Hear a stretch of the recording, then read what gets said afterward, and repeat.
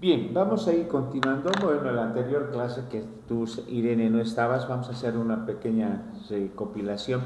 Hemos visto la relación de la economía con otras ciencias, ¿no? Hemos visto que la economía se relaciona con la política, la economía se relaciona con la cultura, la economía, digo, la política se relaciona con la economía. En sí, la política, como es una ciencia activa, y se da netamente en el consenso de la sociedad humana, en el contexto de nosotros,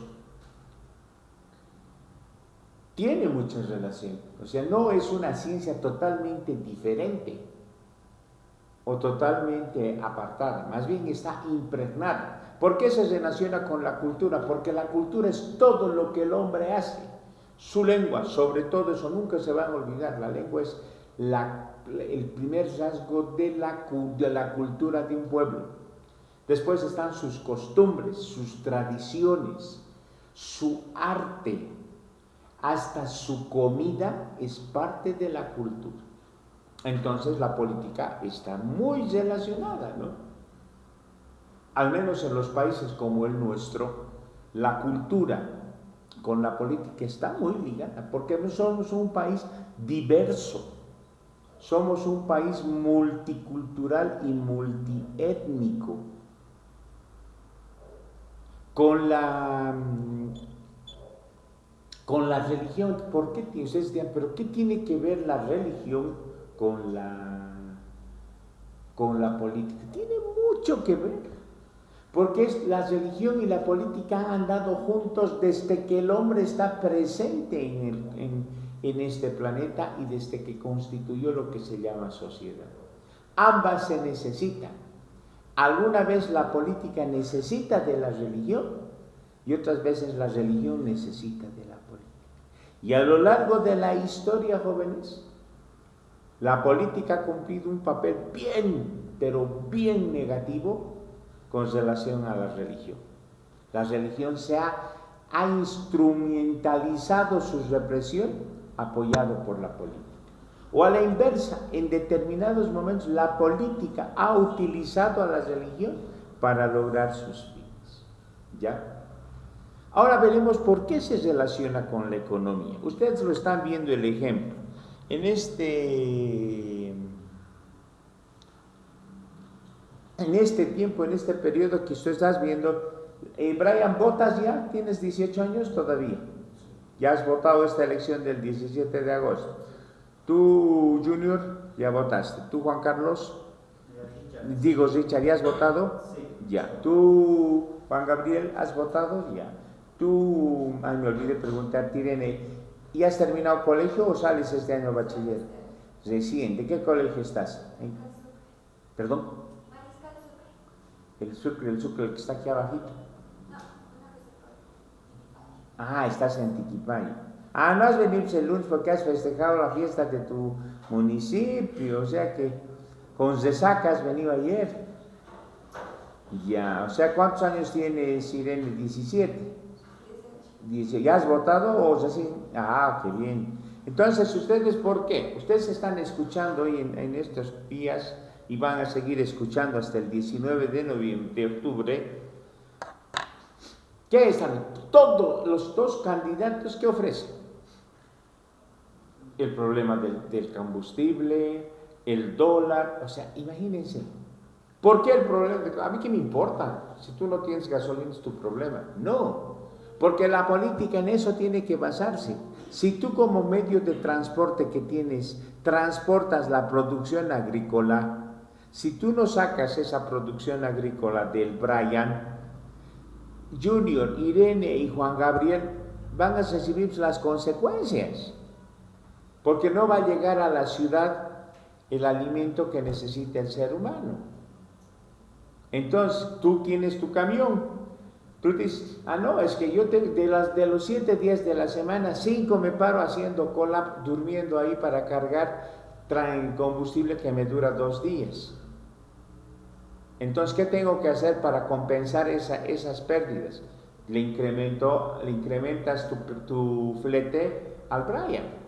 Lo que el Brian te traía sus tomates, sus locotos, sus cebollas, toda su producción agrícola, diremos con 1,000 bolivianos, tú ahora sabes que Brian no te va a poder cobrar ahora 1,300. Brian, listo, yo te pago, porque el Brian no va a cargar con el peso, le va a cargar a él y a ella. Entonces la economía está ligada a la política porque, queramos o no, es parte. La economía, muchos dicen, es ciencia exacta. No, la economía es una ciencia social porque se da íntegramente en la sociedad humana. Está siempre bajo la lupa de la observación. Y la economía, jóvenes, es una ciencia tan antigua como la filosofía, la historia y la política. Pero la economía tiene recién vigencia, fuerte vigencia y presencia con la Revolución Francesa. Hoy en día, cualquier gobierno moderno, responsable, lo primero que hace es cuidar la economía de su país. ¿Qué decía el señor Luis Alberto Arce Catacora en su periodo de gobierno? Vamos a industrializar Bolivia. Se han abierto muchas fábricas que van a producir materias primas para otro. Porque si tú, por ejemplo, Junior, decides fabricar detergentes, las materias primas para producir el detergente, si no lo fabricas aquí en Bolivia, te resulta caro pues tu detergente, porque tienes que importar del Brasil la materia prima y no es bueno. Porque primero hay fuga de divisas al Brasil, pero si aquí en Bolivia el Brian produce las materias primas para detergentes, ya ese dinero que tú le pagas a él ya no va afuera, se queda en Bolivia. Entonces a eso debemos llegar, a producir materias primas para las diferentes industrias que existen en Bolivia. Porque cuando en un país no tiene industria sólida, es un país que va a perder siempre, porque las divisas se van a ir, los dólares que gana ese país se va a ir afuera. Pero veremos lo que dice, ¿ya? La satisfacción de las necesidades elementales de los seres humanos constituyen también todo un sistema de interrelación social.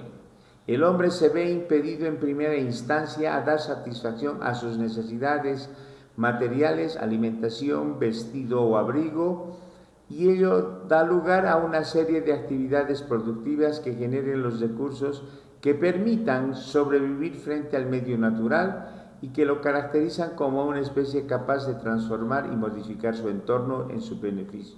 Y eso es lo que ha hecho el ser humano. Jóvenes, hoy en día tenemos todo, no hay un lugar en el planeta que esté exento de comunicación. Tú quieres importar un tipo de maquinaria de la China, ya no necesitas viajar a la China. Tú entras a las páginas web, buscas el producto, te contactas, hablas y le dices, muy bien, ya le vamos a mandar un catálogo tipo PDF, tú vas a leer todo. Muy bien, yo quiero tanto, voy a depositarle tanto. Es así. Lo que antes tardaba meses en hacerse, hoy en día solo en 24, 48 horas lo podemos lograr. ¿Por qué? Porque el hombre, su necesidad siempre ha sido grande y siempre ha querido satisfacer eso. Antes, ¿cómo te comunicabas? Directamente te comunicabas a través de los teléfonos fijos. No tenías, nadie tenía, muy poca gente tenía en el coche su teléfono conectado. Hoy en día esto te ha restringido muchas cosas, todo prácticamente. Aquí tienes información, aquí tienes tu agenda telefónica, aquí tú tienes el WhatsApp, cómo has evolucionado en el tiempo que está vigente. Porque ya directamente ni siquiera hablas, tú le mandas un mensaje de texto, o lo escucha o lo transcribe. Ahí está. ¿Gracias a qué? A las necesidades que el ser humano ha buscado en satisfacer. Hace 100 años atrás, año 2925, tú te embarcabas en un barco del puerto de Buenos Aires y 15 días estabas llegando a Europa. Hoy te embarcas esta noche en el vuelo de las 11 de Boa con destino a Madrid y mañana a la 1, 2 de la tarde vas a estar en Barajas. 14 horas de vuelo. Ahí está. Se cumple eso. Por eso que la política y la economía van juntas. Porque si la economía va mal, la política también. Si la política va mal, la economía también. El ejemplo lo tenemos ahora con nuestro país. Dos personas que se han peleado cada uno por su ambición han ocasionado que un país esté en problemas. Su economía y una inestabilidad política. Seguiremos viendo. Vámonos a la página 6. Política y ciencia. ¿Quién diría que la política y la ciencia están relacionados? Todo lo que está con verde, si quieres toma apuntes hasta que tengas el texto, ¿ya? Dice, la ciencia como actividad que pretende conocer las realidades se sitúa en un plano intelectual de la naturaleza humana. Sin embargo, no puede despojarse de los influjos que las interrelaciones de poder producen. Así, el conocimiento se ve muchas veces impulsado o detenido por las decisiones del poder que impera en una determinada sociedad. La ciencia está influida por la política, casi del mismo modo en que la política está influida por la ciencia. El hombre tiene el afán de conocer, pero también tiene el propósito de poder, y este se resuelve muchas veces qué es lo que se quiere o se pretende conocer. Con los científicos se convierten así en servidores de los poderosos, pero en muchas ocasiones también el dominio de los conocimientos convierten a los que poseen en sujetos capaces de imponer su poder. Entonces podría establecerse múltiples dicotomías, política y arte, política y educación, y así sucesivamente. Lo importante es entender que no hay actividad humana que está ajena a la política, ni política que pueda desconocer las diversas actividades de los hombres. De esta manera, la política aparece a primera vista como el objeto de estudio de una disciplina científica. Pero este primer paso no se puede satisfacer por enseguida. Sí, estoy grabando. Entonces, enseguida surge cómo podemos saber qué es política y qué no es. De las respuestas se deriva que podemos elegir cuáles hechos o fenómenos vamos a estudiar y cuáles no. Para resolver este problema debemos partir de una observación sucinta de la realidad y de esta forma llegaremos a conocer en primer término que la política es una actividad que se da en la sociedad, es decir, en una actividad social, pero precisamente la que se encarga de la dirección y el gobierno de la sociedad misma. ¿Pero de cuál sociedad? ¿Por qué denominamos como tal no solo a la humanidad, sino también a determinados grupos cuya formación y estructura son materia de análisis de la sociología? O sea, aquí con las relaciones entre política y la ciencia, se ha visto, jóvenes, que en algunos casos determinados se ha dado la influencia de la política en la ciencia. ¿En qué sentido? Por ejemplo, en las vacunas contra el COVID-19 que empezaron a salir, ustedes saben que el año 2020 fue un año catastrófico para la sociedad humana. Todo el mundo tuvo que encerrarse porque apareció un virus que estaba arrasando con la población humana. Entonces, las potencias, China, Estados Unidos, Rusia y otros países empezaron a hacer sus análisis, pero han sido manejados políticamente. La ciencia ha estado al servicio de la política, porque muchas vacunas, por ejemplo, Estados Unidos, cuando China sacó su vacuna, directamente dijeron que no iban a recibirla en Estados Unidos. ¿Por qué hicieron eso? Por cuestiones políticas, no por otra cosa. Porque los Estados Unidos manejan muchas de sus relaciones por política, no es por otra cosa. Entonces, ahí es esa tremenda relación entre la ciencia y la política, cuando la ciencia debería estar presta a servir a la política y la política debería estar presta para servir a la ciencia. Una interrelación que se da porque se da en la sociedad humana. ¿Quién estudia a la sociedad humana? La sociología, una ciencia relativamente joven, tiene vigencia a finales del siglo XIX y su creador y fundador ha sido Augusto Comte. ¿Ya? Entonces, ahí parte ese aspecto. Entonces, ya hemos visto la relación de la política con la ciencia, con la economía, con la cultura, con la religión. ¿Ya? Seguiremos viendo.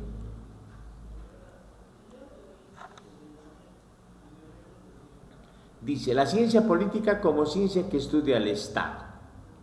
Esta posición parte del hecho de que en la actualidad el mundo está dividido en sociedades estatales, es decir, la unidad social indefectible para estar sometida a un gobierno autónomo es el Estado. Así como en la antigüedad griega fue la polis, en Roma, Persia o Babilonia lo fue el imperio, o en la Edad Media el feudo. La época contemporánea se conoce desde el Renacimiento al Estado como forma de organización social, al ser este poder el que jurídicamente se sobrepone en la mayoría de los casos a las demás que se dan dentro del marco territorial, en el que domina, han estimado muchos autores, que es justamente esa unidad territorial poblacional delimitada por la capacidad del poder que gobierna, el objeto de estudio de la ciencia política. Ahí está una definición bien clara. ¿Se acuerdan? El día lunes yo les hice escuchar, para reafirmar el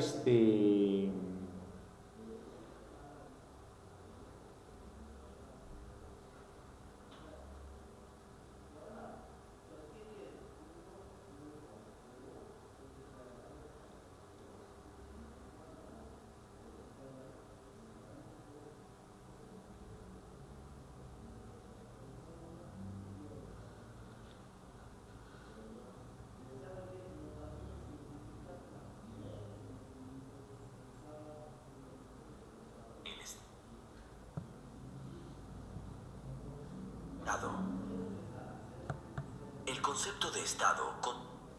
Perdón.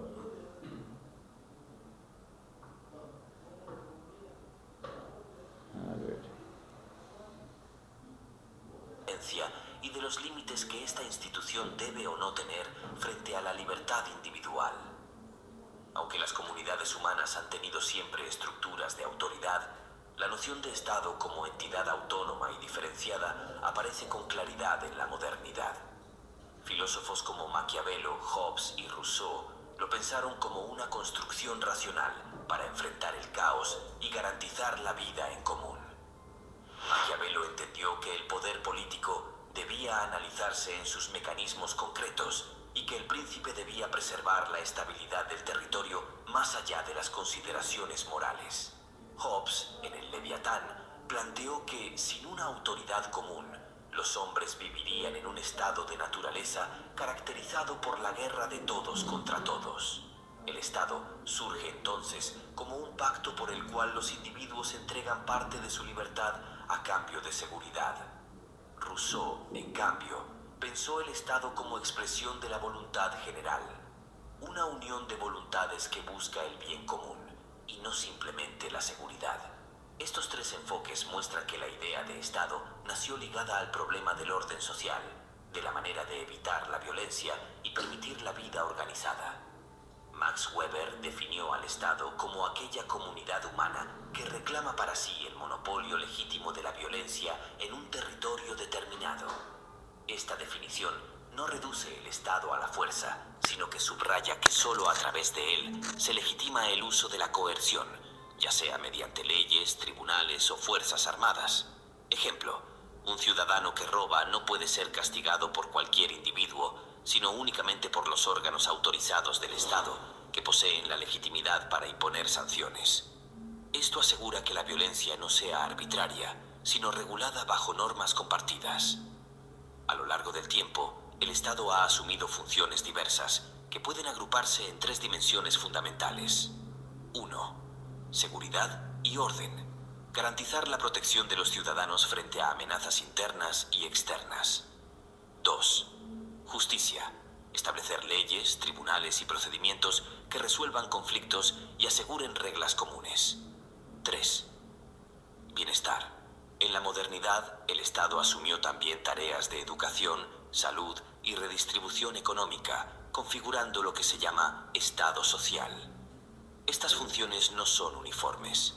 En algunos sistemas se prioriza la seguridad, en otros la justicia o el bienestar. La manera en que cada sociedad organiza estas dimensiones determina el tipo de Estado que la rige. La teoría política distingue varias formas de Estado. Estado absoluto. Concentra el poder en la figura del monarca.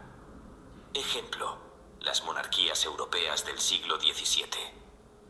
Estado liberal. Limita el poder y garantiza derechos individuales frente a la autoridad.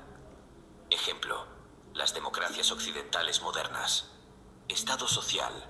Busca equilibrar la libertad con la justicia social, asegurando condiciones mínimas de vida digna.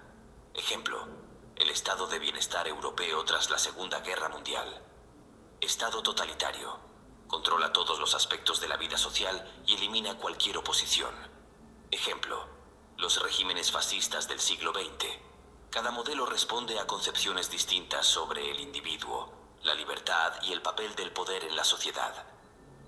El anarquismo sostiene que el Estado es innecesario y opresivo, y que la sociedad puede organizarse mediante asociaciones libres. El marxismo interpreta al Estado como instrumento de la clase dominante para mantener sus privilegios. La promesa comunista es su desaparición en una sociedad sin clases. El liberalismo radical acusa al Estado de limitar la libertad individual mediante impuestos y regulaciones. Hoy el Estado enfrenta varios desafíos inéditos. La globalización ha debilitado parte de su soberanía frente a mercados y corporaciones transnacionales. La tecnología digital ha transformado la forma de ejercer control, ampliando la vigilancia y generando debates sobre la privacidad. Los problemas ambientales muestran que ningún Estado puede resolver por sí solo crisis que trascienden fronteras. La pandemia de COVID-19 reveló tanto la necesidad del Estado para organizar respuestas colectivas como sus limitaciones frente a fenómenos de escala global. Lecturas recomendadas: Nicolás Maquiavelo, El Príncipe; Thomas Hobbes, Leviatán; Jean-Jacques Rousseau, El Contrato Social; Max Weber, La Política como Vocación; Karl Marx y Friedrich Engels, El Manifiesto Comunista; Norberto Bobbio, Estado, Gobierno y Sociedad; Michel Foucault, Seguridad, Territorio, Población. Bien, ahí hay un resumen claro y concreto de lo que es el Estado, ¿no? Desde los principios como sociedad hasta la actualidad. En sí, ¿qué función tiene el Estado? Y hemos visto, hay un Estado liberal, hay un Estado social, un Estado totalitario, etcétera, etcétera. La esencia es la misma, pero va cambiando de acuerdo a la perspectiva. Hoy en día, como dice también este archivo, directamente el Estado como tal se ha visto avasallado por las corrientes modernas. Hoy en día, por ejemplo, la globalización ha un poco anulado las características del Estado, ¿ya? Pero seguiremos viendo. ¿Alguna pregunta hasta aquí que no hayan captado? Irene, ¿has entendido? ¿No hay duda? Perfecto. Seguimos entonces. Dice Maynard, la concepción que hace el Estado, el objeto supremo o esencial de la explicación política, reivindica una larga tradición histórica y se apoya en algunas de las máximas obras del pensamiento humano. Sin embargo, se encuentra en nuestros días en una muy acentuada decadencia. parece que su conservación como categoría de análisis sea realmente conveniente. Este autor funda sus reservas en tres críticas. A. La propiedad y definición del concepto de Estado. B. El hecho de que el Estado en todo caso es una forma de organización política reciente, que no abarca formas históricamente anteriores. Y C. La escasa motivación que da esta categoría a las investigaciones, ya que las orienta más al estudio de las instituciones formales que el del comportamiento real de los individuos. Si bien el Estado nace, el Estado, digamos, no hablaremos en cronología, hablaremos de una forma más bien amplia. El Estado es nuevo. El concepto de Estado surge en la Edad Media y se hace más fuerte después de la Revolución Francesa. Antes de eso, el Estado ni se sospechaba, solamente se tenía una vaga idea, de acuerdo a lo que los griegos señalaron, escribieron y manifestaron en su periodo de las ciudades-estado.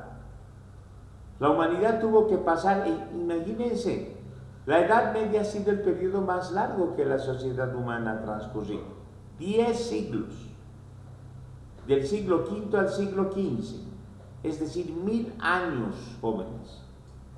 Y en esos 1000 años, ¿cómo han sido? El despotismo, las monarquías emergentes producto de la desintegración del Imperio Romano de Occidente. Monarquías impositivas, absolutistas, tiranas en otras palabras, que se las ve más después en el siglo XVI, XVII y XVIII, pero principalmente en el XVIII. Lo que manifiesta Maynud en esos tres acápites es interesante, lo vamos a analizar los tres acápites. El A dice, ¿no? La propia indefinición del concepto de Estado.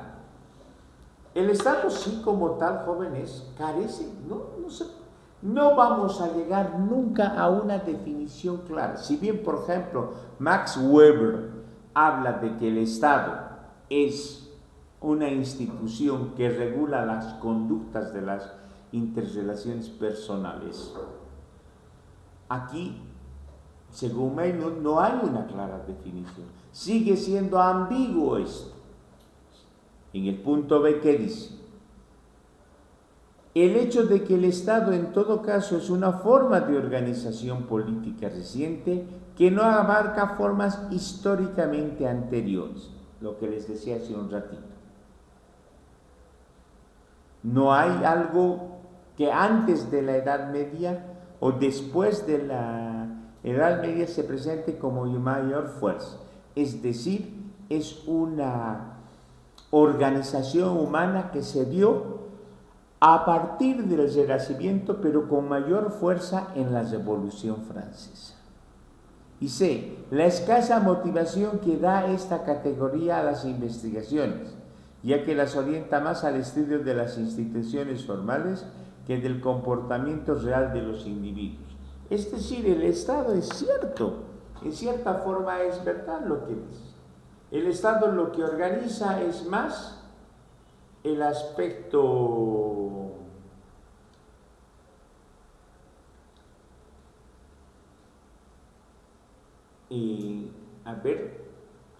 de las instituciones que se están dando.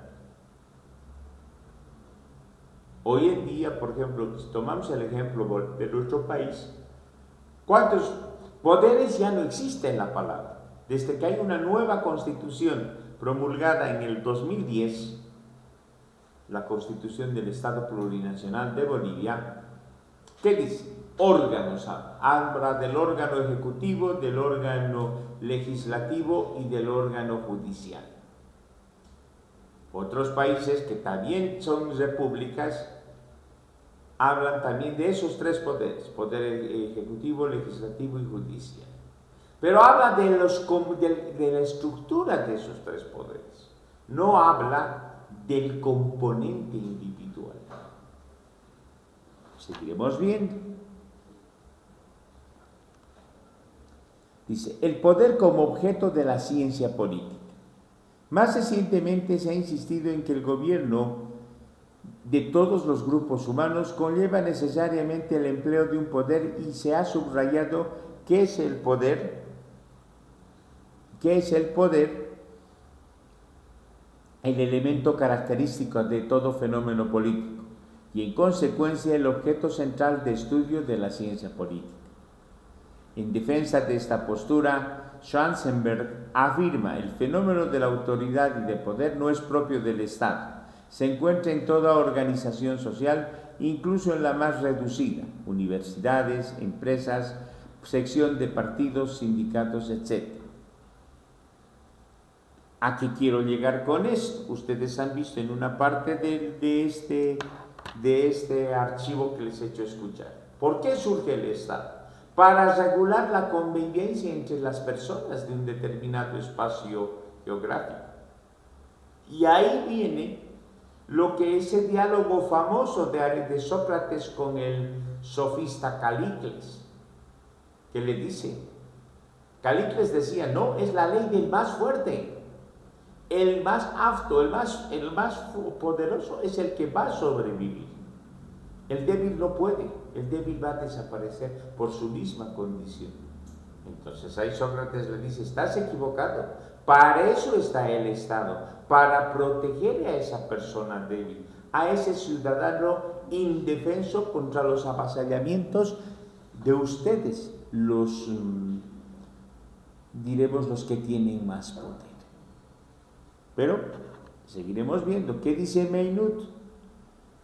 Señala que la orientación de los especialistas hacia el estudio de la configuración y de los mecanismos de poder han contribuido a hacer más concreta la ciencia política y aumentar su capacidad para ofrecer un cuadro válido de los funcionamientos de la vida política.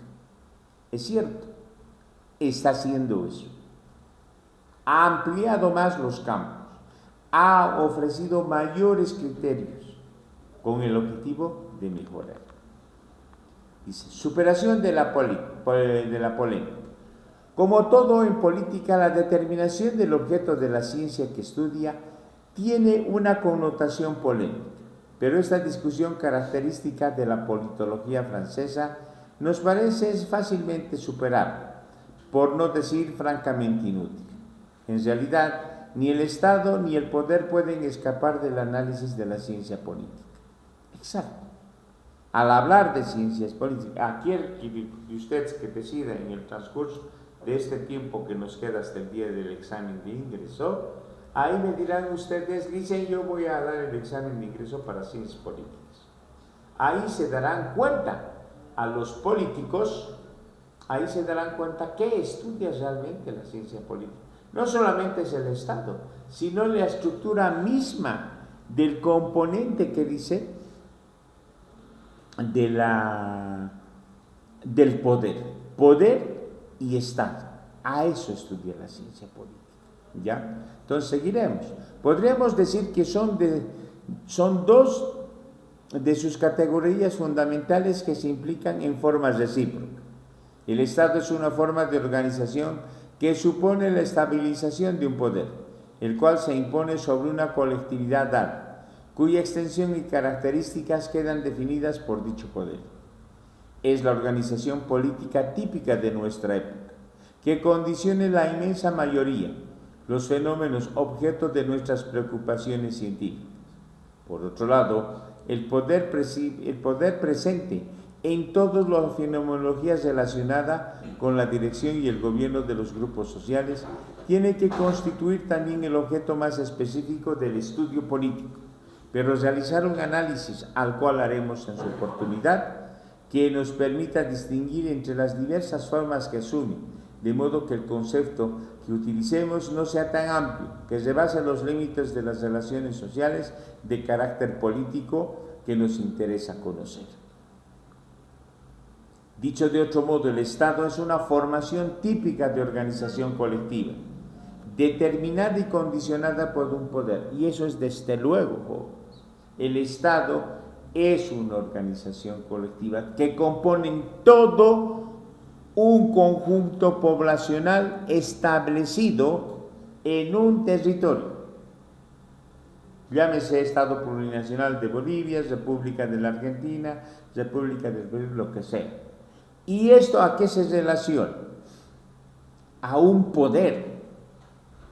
Todos estos grupos humanos asentados en un espacio geográfico, está el Estado como ente que rige a la colectividad, que permite regular la convivencia entre seres humanos.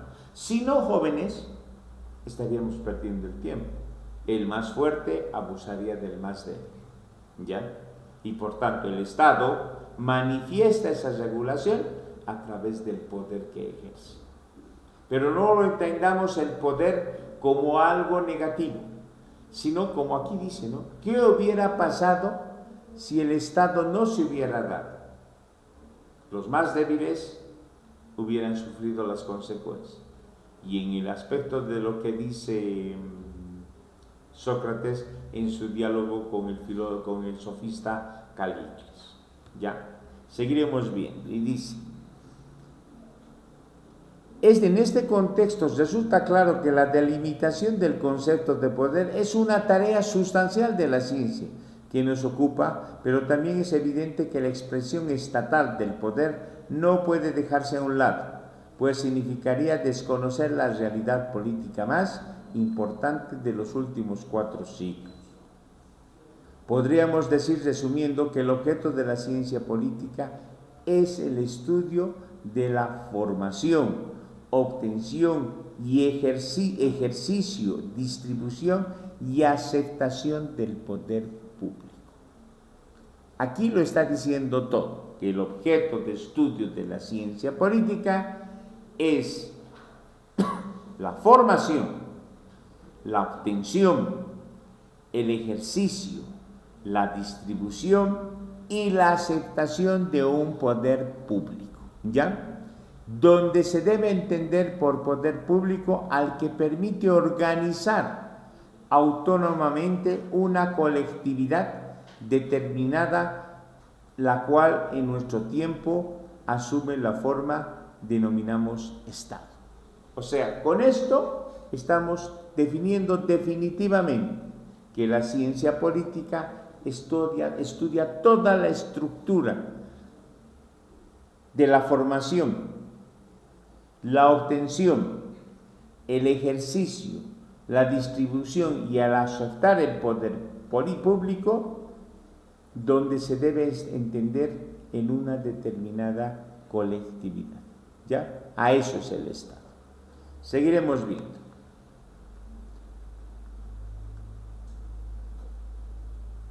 La geopolítica.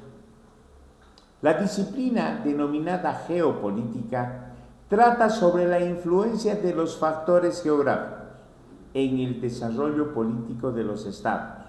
Surgió a fines del siglo XIX y su nombre se debe al jurista sueco Rudolf Kelheim, quien la definió como la ciencia del Estado en tanto que organismo geográfico, tal como éste se manifiesta en el espacio. Esta definición incorpora al Estado como sujeto de una actividad política, es decir, de poder que se conduce de cierta manera frente a otras entidades similares. Una mejor definición de esta área de estudios que se ubica en la geografía humana y la ciencia política propiamente dicha, la considera como el estudio de las relaciones entre la política de estados y su geografía. Entonces, ¿qué estudia o qué es la geopolítica? Es esa ciencia que estudia el aspecto geográfico de un determinado estado, su ubicación, que la hace estratégicamente dentro de un determinado territorio o espacio geográfico. Por ejemplo, siempre se habla a Bolivia que ser el país que está estratégicamente ubicada en el centro de Sudamérica. Se puede decir que sí, porque está conectada desde la costa del Atlántico a la costa del Pacífico. y geopolítico es un punto central que se da en la geopolítica. Y bueno, tenemos, por ejemplo, en Europa, países que han tenido esa posición, que geopolíticamente son importantes. Ejemplo más claro, Turquía. Turquía es un país que tiene geopolíticamente, está estratégicamente situado su territorio en dos continentes, la Turquía europea y la Turquía asiática. Solamente hay un estrecho que se llama el estrecho del Bósforo, que ha sido históricamente siempre mencionado en los viajes de los grandes comerciantes del periodo de la Edad Media, y en la actualidad se ha superado ese abismo que había en ese estrecho del Bósforo. Hoy existe un puente que conecta la Asia con Europa y Europa con Asia. Por eso se dice que Estambul es la puerta de Europa hacia el Asia y del Asia hacia Europa. Entonces ahí está ese punto estratégico, desde el punto de vista geográfico. Un Estado cumple una función sumamente estratégica, ¿ya? Y tenemos miles de ejemplos de la estrategia y de las posiciones geográficas de un país. Por ejemplo, ¿por qué es importante el canal de Suez que está en Egipto? Porque por ahí salen grandes navíos y cruzan hacia el Atlántico. Ya no necesitan dar a hacer una vuelta. ¿Por qué es importante el canal de Panamá? Porque antes tenían que bajar hasta el Cabo de Hornos en Sudamérica y pasar al Atlántico o viceversa. Hoy en día se cruza del Atlántico al Pacífico, del Pacífico al Atlántico en menos tiempo. ¿Por qué? Porque el costo de inversión y de todo incrementaría muchas cosas. O sea, la geopolítica, el Estado, su posición geográfica y el aspecto económico son cruciales para el funcionamiento de esto, ¿ya? Un Estado que geopolíticamente está bien ubicado hace que tenga cierto interés de... ¿Por qué el señor Trump hace un tiempo estaba hablando de quererse apropiar por las buenas o por las malas de la isla más grande del mundo, que es Groenlandia? Porque Groenlandia está en un punto estratégico entre Norteamérica y Europa. Y la ambición de este señor es desmedida, porque decía, tenemos que tener o por la razón o la fuerza esa isla. No, jóvenes. La geopolítica también se respeta bajo ese condicionamiento que existe, la libre y autodeterminación de los pueblos. Seguiremos viendo. ¿Alguna pregunta sobre geopolítica? ¿No hay dudas? Ya. ¿Cuál es la finalidad de la ciencia política? La delimitación del objeto de una ciencia no comprende solamente la tarea de determinar el campo de los fenómenos que estudia, sino también la de precisar con finalidad lo que lo hace. La mera observación de los fenómenos sociales a los que calificamos como políticos es algo que cualquiera puede hacer, pero si se pretende conocerlos, aparece como exigencia la necesidad de sistematizarlos, clasificarlos y explicar a las postres la de juzgarlos. Vuelvo a repetir, ¿cuál es la finalidad de la ciencia política? La delimitación del objeto de una ciencia no comprende solamente la tarea de determinar el campo de los fenómenos que estudia, sino también la de precisar con qué finalidad lo hace. La mera observación de los fenómenos sociales a los que calificamos como políticos es algo que cualquiera puede hacer, pero si se pretende conocerlos, aparece como exigencia la necesidad de sistematizarlos, clasificarlos, explicarlos y a la postre juzgarlos. Es decir, en otras palabras, conocer de manera, ¿para qué? ¿Cuál es su finalidad de esta ciencia? ¿Ya? Hemos dicho que analiza los fenómenos sociales, en este caso, lo político. Pero si ya de una manera científica y ordenada queremos estudiarla, tendríamos que basarnos directamente en dos aspectos. Primero, sistematizar todo, porque al sistematizarlo todo nos va a permitir seguir ordenadamente todo lo que se ha ido haciendo, investigaciones, observaciones, análisis, etcétera, etcétera. Otro aspecto que también no es solamente el análisis, sino también está la clasificación, es decir, acomodar de acuerdo a ciertas posiciones o posturas. Y finalmente, cómo explicarlo y esta explicación estar en sujeto de ser juzgado. ¿Ya? Según nuestro criterio, sigue siendo válido el punto de vista de Hermann Heller, cuando dice la política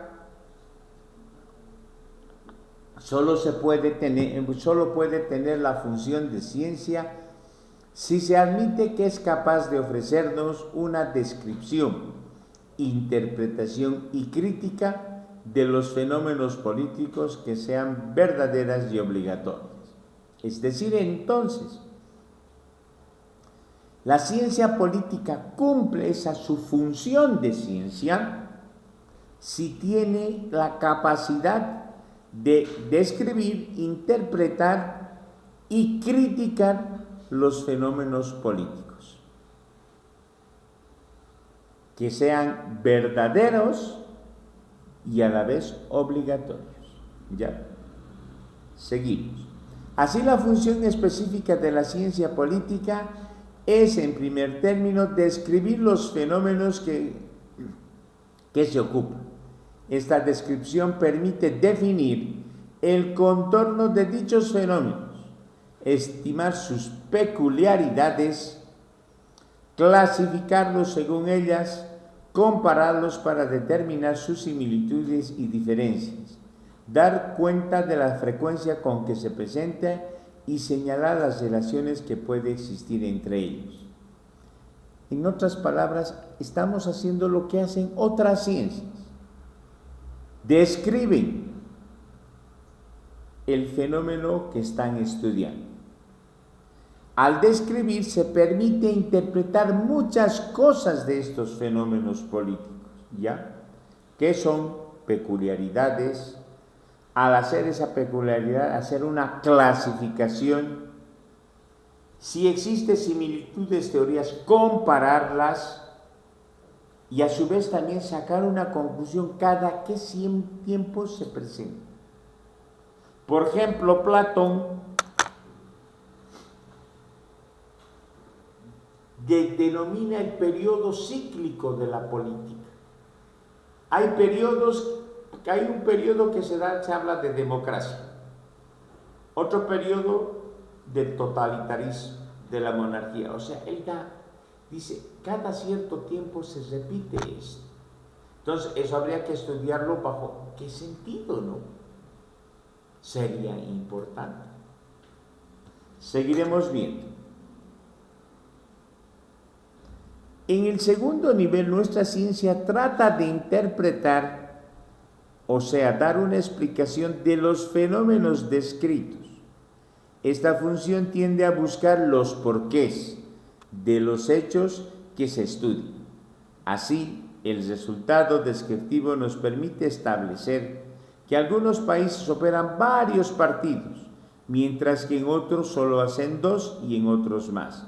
únicamente uno, y tal conclusión nos lleva a preguntarnos, ¿por qué ocurre esto? ¿Cuáles son las razones y qué implican las diferencias? La explicación de estas cuestiones requiere la elaboración de teorías. Esto es un procesamiento intelectual que proponga racionalmente el esclarecimiento de las relaciones entre fenómenos. Y es cierto, si tomamos en cuenta, por ejemplo, los Estados Unidos de Norteamérica, jóvenes, a lo largo de su historia solamente han tenido dos partidos tradicionalmente desde principios del siglo XIX, los demócratas y los republicanos. Y hasta ahora siguen vigentes. En algunos casos se han ido intercalando un periodo republicano, un periodo demócrata, un periodo demócrata, un periodo republicano.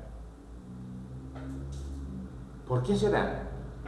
Mayor madurez política, mejor organización. ¿Por qué en América Latina existen 10 partidos políticos que lidian una elección? ¿Cuál es el factor que hace que 10 partidos estén peleando por la silla presidencial? Cuestión: madurez de Estado, madurez política, tantas cosas que podríamos sacar sobre esto. ¿O por qué en algunos estados hay mayor tendencia a generar siempre convulsión? Todo este aspecto le incumbe a la ciencia política. ¿Ya? Seguiremos viendo.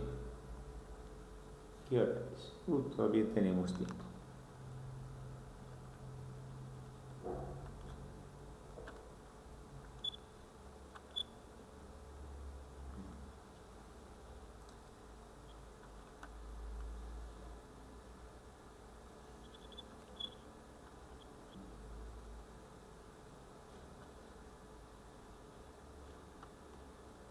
Dice, la corriente que excluye la función crítica de la ciencia política parte de la base de que para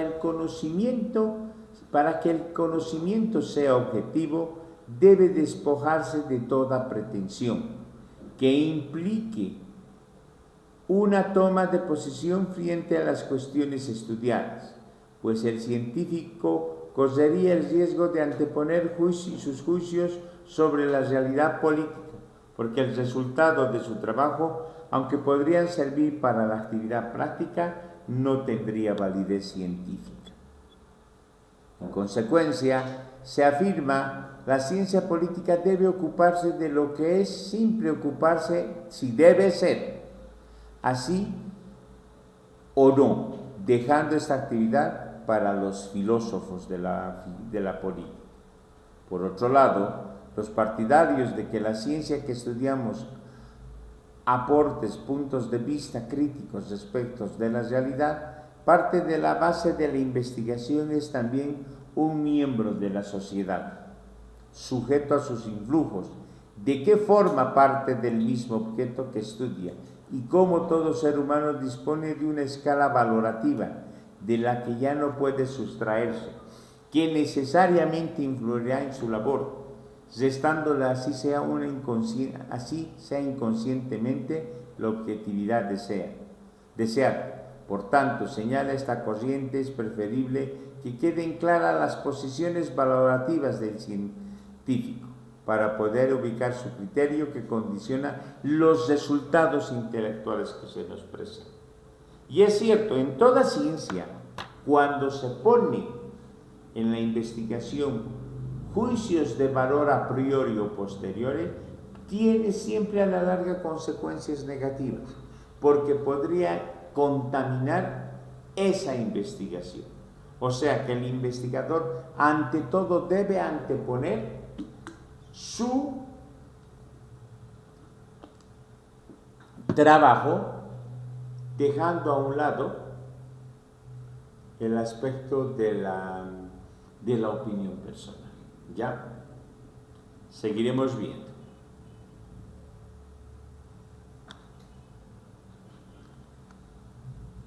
Uno primero consiste en la observación y constatación de hechos que ocurren en la vida política, de los cuales hacen una ordenación y recuento para después presentar sus resultados.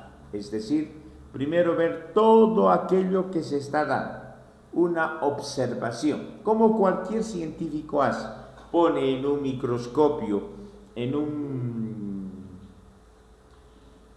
un plato de observación y va viendo todo lo que ocurre. Lo mismo, el analista o el politólogo hace ese análisis y esa observación de la cuestión política, de los cuales ordena y recuenta para después presentar sus resultados. Es cierto, una vez que ha llegado la investigación a fondo y hay una conclusión, recién vamos a conocer. Antes no se puede juzgar, porque se sesgaría ese trabajo. Todo el proceso no puede ser en un año, puede ser en 6 meses. Una vez concluidos, recién nos permitimos analizar. Antes no, porque estaríamos poniendo comentarios u opiniones antojadizas. ¿Ya? Dejemos que el trabajo esté terminado, ordenado, para hacer uno el análisis del trabajo y otro las críticas necesarias. Seguiremos viendo.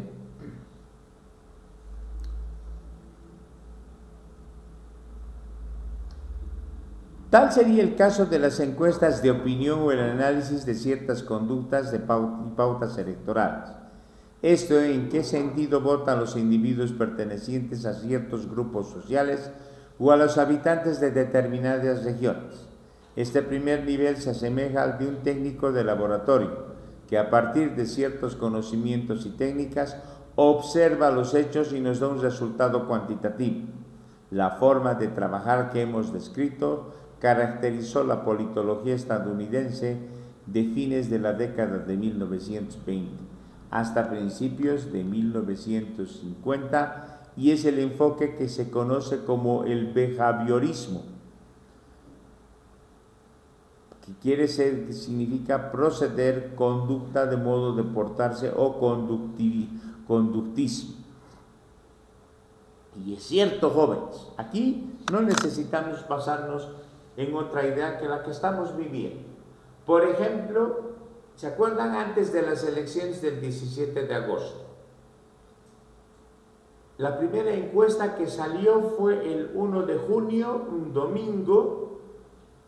Hasta ahí la gente todavía estaba tranquila, vio, comentó, etcétera, etcétera. En julio se presentó otra encuesta, pero ahí ya empezaron los rumores, las conjeturas, las críticas de que las encuestas se estaban haciendo algo turbio, que estaban manejadas por intereses de ciertos candidatos. Sino, ¿cómo se atribuyen ustedes que en la última encuesta, domingo 10 de agosto, sale en la encuesta un virtual empate técnico entre Samuel Doria Medina y Jorge Quiroga Ramírez? ¿Dónde estaba el señor Rodrigo Paz Pereira? En la cola. ¿Qué pasó? ¿Qué pasó? ¿Por arte de magia? No, pues joven, no vamos a creer idioteces.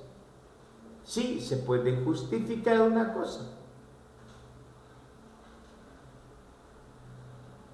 ¿Se acuerdan? El índice de indecisos era altísimo, altísimo, casi más de 30%. Ahí que podemos sacar una conclusión, que la mayoría de esos indecisos ya tenían un voto, pero no era ni por Doria Medina ni por Jorge Quiroga Ramírez. Era un voto oculto que se convirtió en un apoyo directo hacia la candidatura de Rodrigo Paz Pereira. Por eso fue un sopapo para el candidato de Unidad, o como dirían ustedes, una patada en sus testículos, que lo hizo doblarse en dos, porque, a ver, si él y Manfred Reyes, ahí está, el caso de Reyes Villa, él ya se sentía presidente. Él, con haber dicho voy a vender la gasolina a 5 pesos y voy a traer 10,000 millones de dólares, jóvenes, un político que se considera responsable jamás emite cuestionamientos, juicios de valor que no estén pisando tierra firme. ¿Cómo te vas a atrever a decir semejante barbaridad? Y encima sale con que Doria Medina le llamó y le dijo, no te vas a enojar ya, Manfredito, pero las encuestas están toditas a mi favor. ¿Qué me da a entender? A un ciudadano de a pie dice, entonces está pagando para que todo esté a su favor. Y ahí surgieron todas esas buceras que el 17 de agosto dan como resultado un triunfo del que menos se pensaba. Porque todavía, si hacemos una comparación con las elecciones del domingo 18 de diciembre del año 2005, Evo Morales ya se lo veía con una fuerza creciente para ser gobierno. Había logrado casi ser gobierno el 2002, cuando llegó a ser un rival tomado en cuenta para Gonzalo Sánchez de Lozada y para Manfred Reyes Villa. Y claro, ahí vinieron los acontecimientos, primero de Febrero Negro, luego de Octubre Negro, y al final su derrocamiento de Gonzalo Sánchez de Lozada, y no, se acabó la cosa.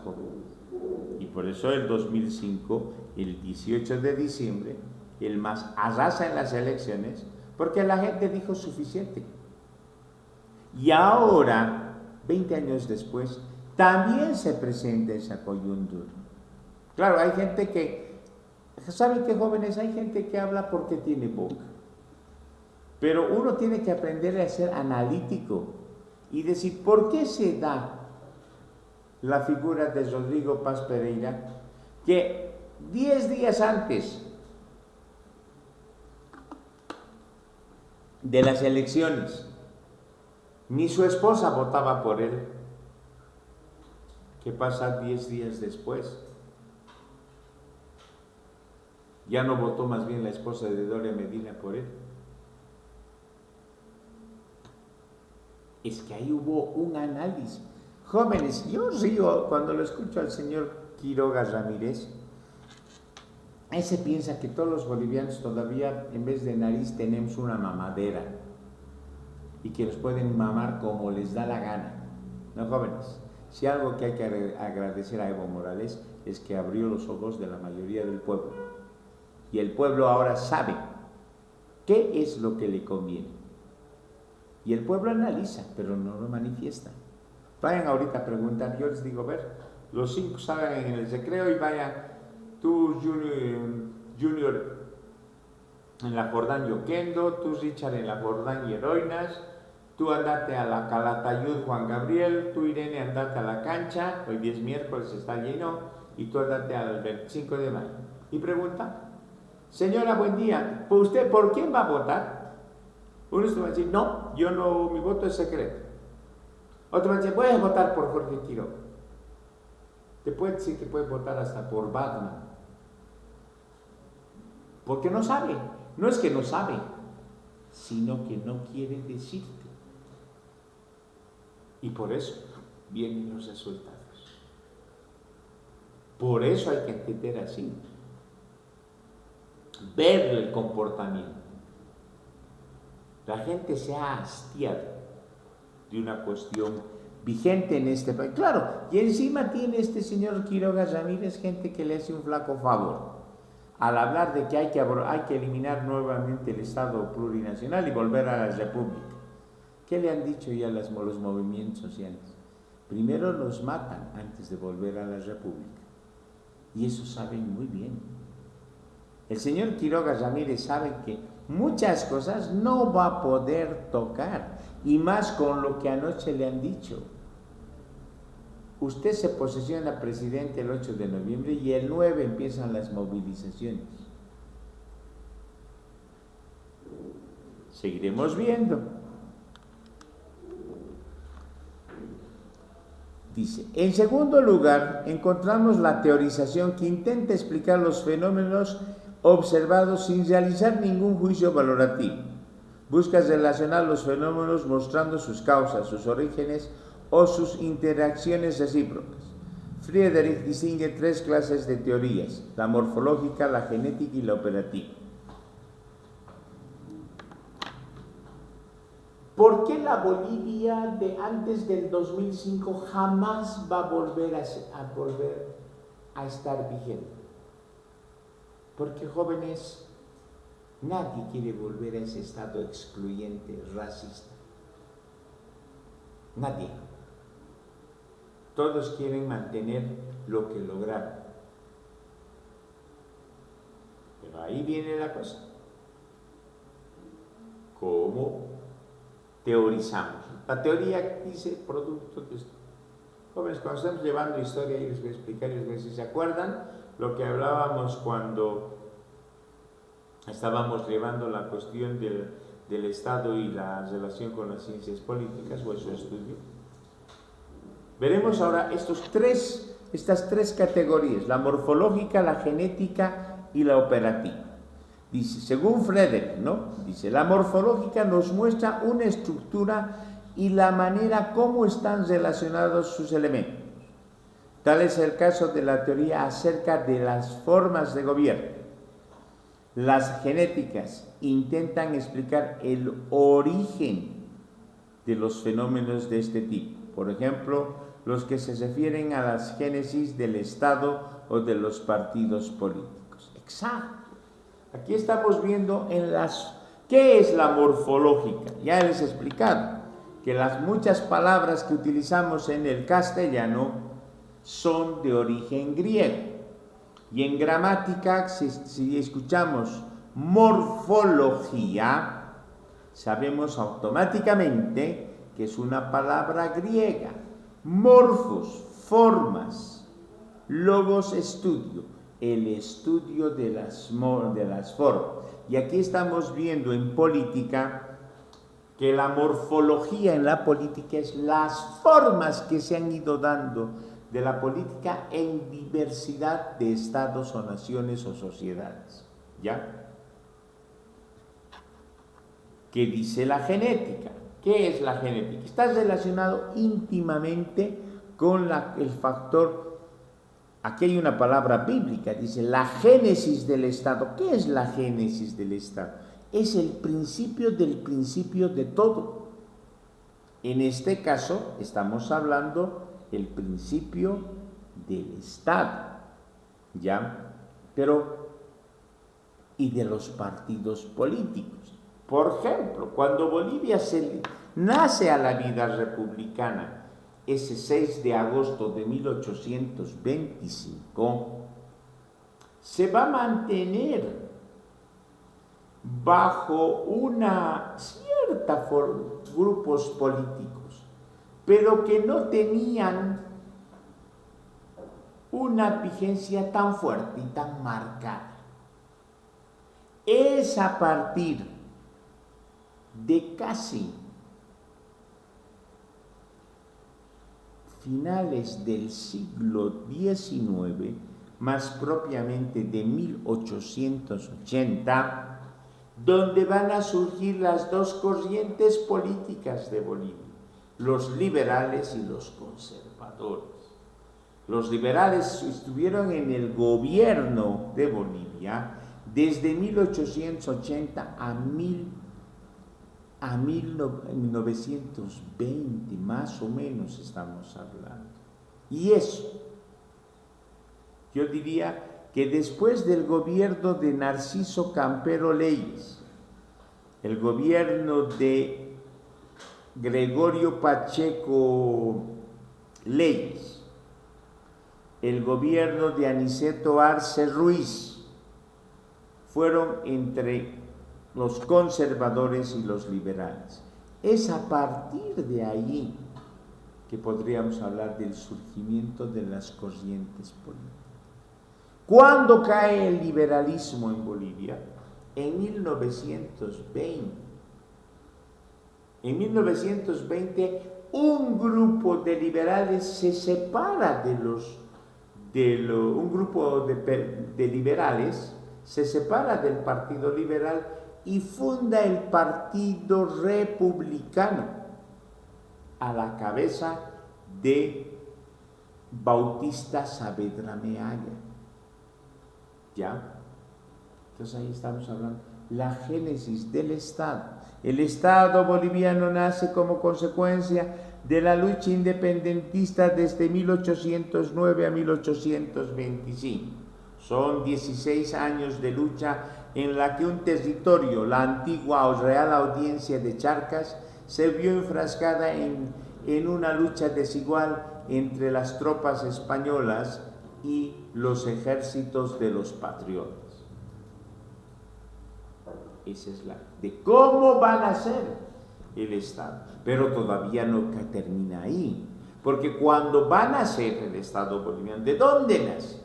Bajo 3 puntos que llevan los representantes del Alto Perú, que se lo conocía en ese instante a lo que después sería Bolivia. ¿Cuál era la primera propuesta? Que todo el Alto Perú se anexe al Bajo Perú. Lo digo, todo el Alto Perú se anexe a la República Argentina. Fue sometida a votación y ningún voto hizo en favor de la Argentina, de la anexión a la Argentina. La segunda propuesta era la anexión del Alto Perú al Bajo Perú.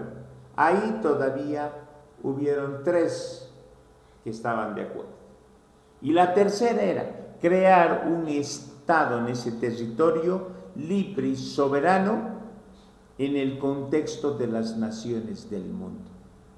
Y la votación fue abrumadora. Ahí está el origen de la República de Bolivia. ¿Ya? Pero seguiremos viendo. Dice, ¿no?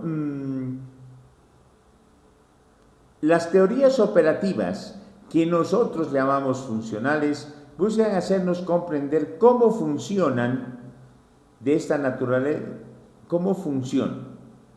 De esta naturaleza son las teorías que explican, por ejemplo, la acción de los grupos de presión o la teoría marxista, que relaciona el modo de producción material de una sociedad con la conformación de la misma. La teorización del Estado, presente en toda la historia del pensamiento político, pero en muchas ocasiones se han intercalado recomendaciones dirigidas al intento de alcanzar una mejor existencia comunitaria.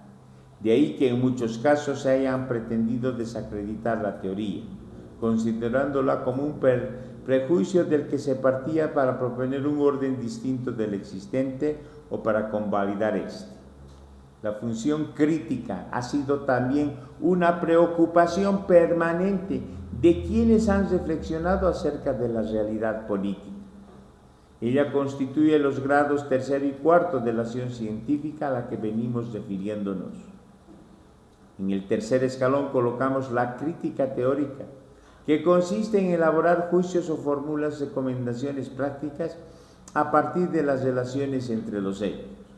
Si bien se supone una reflexión valorativa, esta se hace en funciones de la eficacia, es decir, se juzga si una acción determinada es eficaz para obtener el resultado buscado a la luz del conocimiento de los fenómenos. De este tipo son las recomendaciones de Maquiavelo. ¿Ve? Ya van a escuchar aparecer el nombre de Nicolás Maquiavelo. Formulaba a los gobernantes de su tiempo, los cuales se fundaban en sus observaciones acerca de la naturaleza humana, tal y como él la veía, sin estimar si tal naturaleza correspondía o no a la idea moral.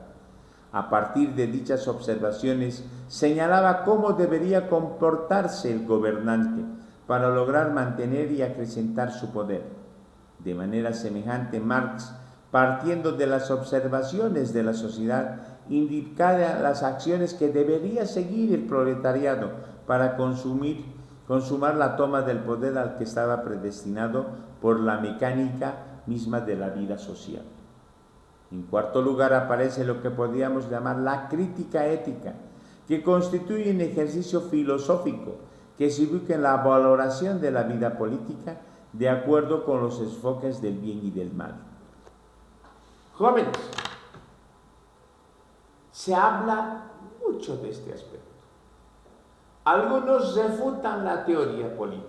Dicen, no, es mucho teorizar, es mucho hablar. Pero otros dicen, no. En base a la teoría política podemos llegar a discernir de un pasado, de un presente y quizás de un futuro. Pero ahí aparece la imagen de este hombre, que ya les he dicho, uno de los mayores representantes del Renacimiento, Nicolás Maquiavelo, quien dice, no señores, el Estado y el político no tiene que tener ninguna relación con la moral. El político debe ser mentiroso. El político debe ser como el zorro, astuto. Y debe ser como el león, sagaz y determinante en un solo zarpazo. Pero ahí estamos viendo, pero este hombre, ¿qué está diciendo? Es todo antivalores para la política. Ahí hablan de la ética de la política. ¿Ustedes creen que hoy en día se ha mejorado? No, jóvenes. La política hay el principio ético. Pero ahí está el ejemplo de no solamente quedarnos en Bolivia. Políticos que han estado del 2020 al 2025 en el partido A, ahora ya están figurando en el partido B. ¿Ustedes creen que es por ese patriotismo exagerado que tienen en sus conciencias? No, pues jóvenes, es por esto. Porque ¿quién gana 22,000, 23,000 bolivianos mensuales? Nadie, exceptuando un funcionario de gobierno o un ejecutivo de una empresa privada muy alto.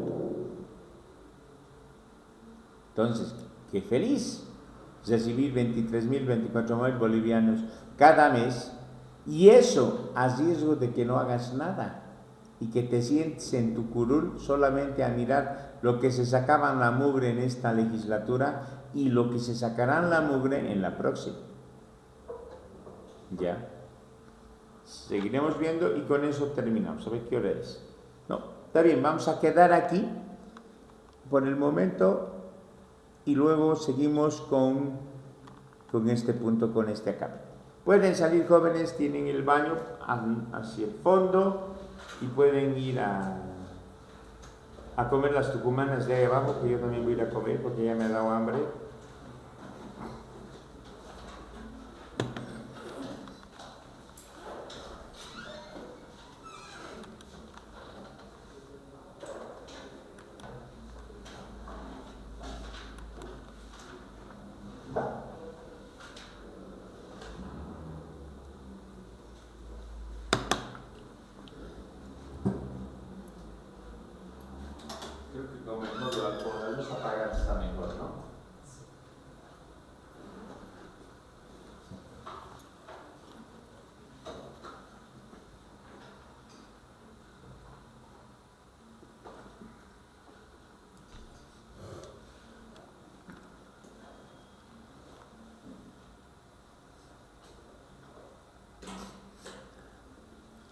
Vamos a ver ahora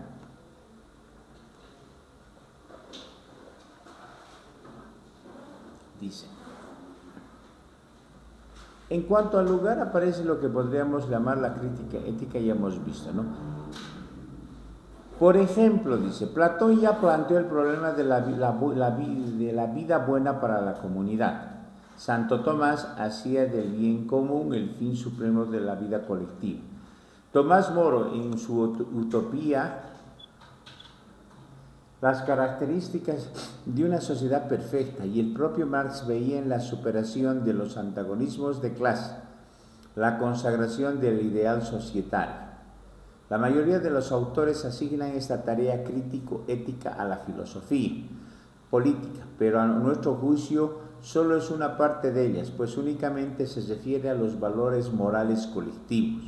En realidad, la filosofía política también tiene como función detectar y establecer otras dicotomías valorativas que se presentan en los demás niveles a los que venimos haciendo alusión, utilidad o inutilidad.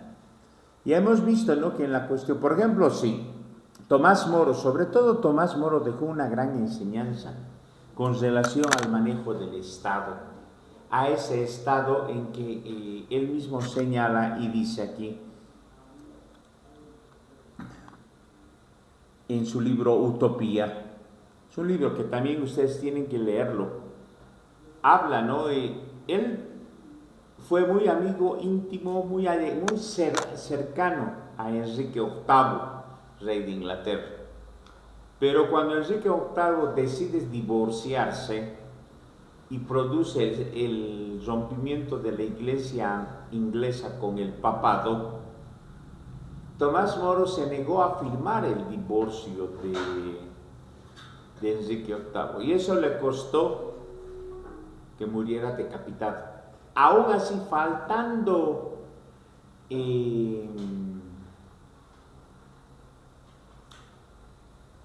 horas a su ejecución, Enrique VIII le dijo, ¿qué es una sola firma? Y él se negó. Y es que hay personas que van a mantener sus principios aún a les cuesta la vida. Ya. Seguiremos viendo. Evolución de la ciencia política.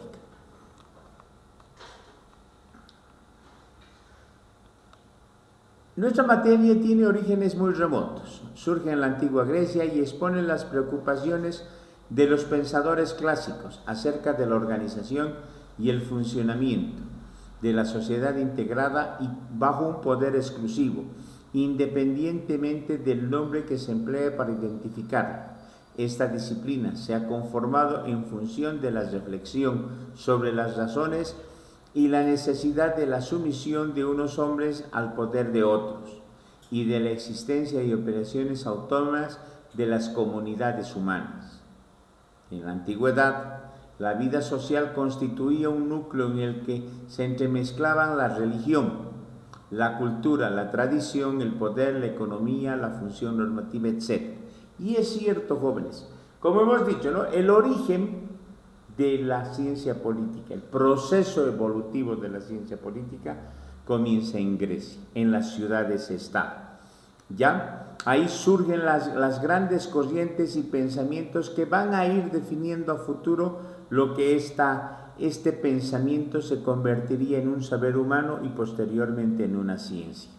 ¿Ya? Ya hemos dicho que en el mundo antiguo no había una clara diferenciación de la ciencia y los contextos que ésta pedía. Por ejemplo, se mezclaba la religión con la cultura, con la tradición, con la economía, etcétera, etcétera. ¿Ya? Entonces era muy difícil a veces agarrar y separar la economía, la política, la cultura, la tradición, cada una de forma autónoma. Se unía todo y a veces resultaba ser todo un enredo. ¿Ya? Luego, seguiremos bien, dice. En esta se inscribe el esfuerzo de Platón para racionalizar la vida social de su tiempo. A partir de las observaciones de la realidad, proponía una serie de cambios y mejoras que sitúa en su obra La República, al borde de la utopía, a través de una concepción ideal, una comunidad gobernada por los más sabios. ¿Ya? Por ejemplo, es un libro que deben tenerlo también.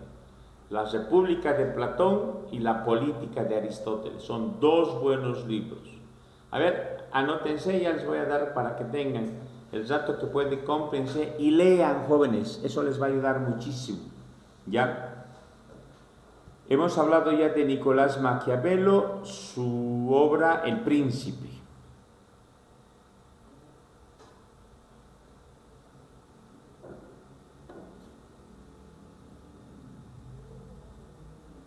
Luego está Tomás Hobbes, se escribe con H y W, Hobbes.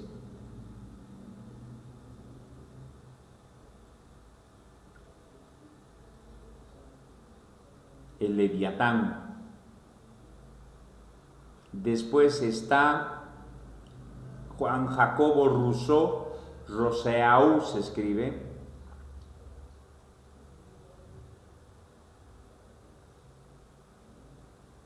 El contrato social.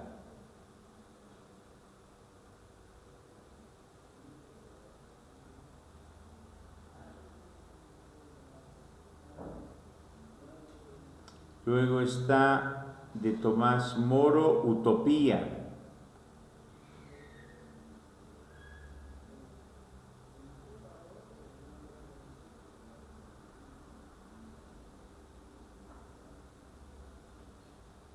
De Platón, La República.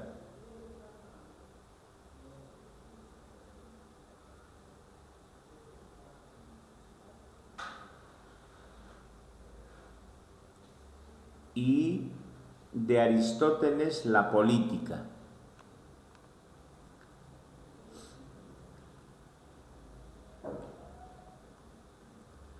Esos libros cómprenlos con calma, pero vayan leyéndolos. Ahora dice, su discípulo Aristóteles se aproxima en mayor medida a la concepción de la actual ciencia política, mediante un método de observación y recuento de los fenómenos sociales que le permite transmitir a la posteridad las características de su época. En este sentido, este célebre estudio, junto con sus discípulos, hizo 158 constituciones de diferentes ciudades, tanto griegas como extranjeras. Este análisis de derecho comparado convierte prácticamente a Aristóteles en el fundador de la ciencia política, entendida como un esfuerzo intelectual para comprender la realidad de los fenómenos políticos en su obra La Política. Aquí quiero decirles una cosa. Aristóteles es la persona que le da el nombre de economía a esa ciencia y a muchos otros saberes humanos que después serían ciencia. Y con ciencias políticas igual. Aristóteles tuvo un mérito grande. Fue discípulo de Platón y Platón fue discípulo de Sócrates. Sócrates nunca escribió nada, jóvenes, absolutamente nada. ¿Ya? Nunca escribió nada. Es más, se la pasaba todo el día con los jóvenes conversando, charlando, hablando, discutiendo, pero nunca se dio el papel de agarrar en una hoja y anotar todo lo que decía. Lo poco que se sabe de Sócrates, en alguna manera lo hizo Platón, pero tampoco fue un asiduo escritor que tomaba sus apuntes, ¿ya? No era de esas características. Pero quien agarra y recopila todo lo que dejó Sócrates y Platón fue Aristóteles. Aristóteles agarró, juntó todo lo que había dicho y hecho Sócrates, lo ordenó de tal manera que lo sistematiza y al sistematizar saca joyas de la filosofía socrática.